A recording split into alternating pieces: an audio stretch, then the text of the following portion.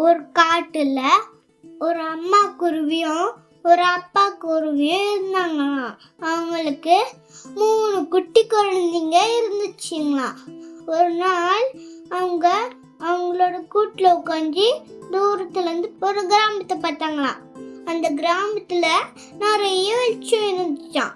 அந்த குட்டி குருவி சொல்லிச்சான், அப்பா அப்பா, ஏன் கிராமத்துல மட்டும் லைட் எரியுது, நமக்கு மட்டும் லைட் எரியல அப்படின்னு சொல்லிச்சான்.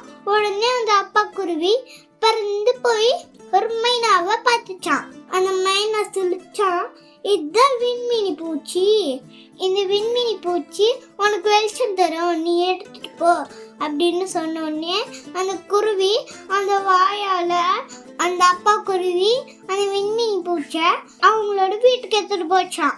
அதை பார்த்ததும் அந்த அம்மா குருவிக்கும் அந்த குழந்தை குருவிக்கும் ஒரு சந்தோஷமா இருந்துச்சான்.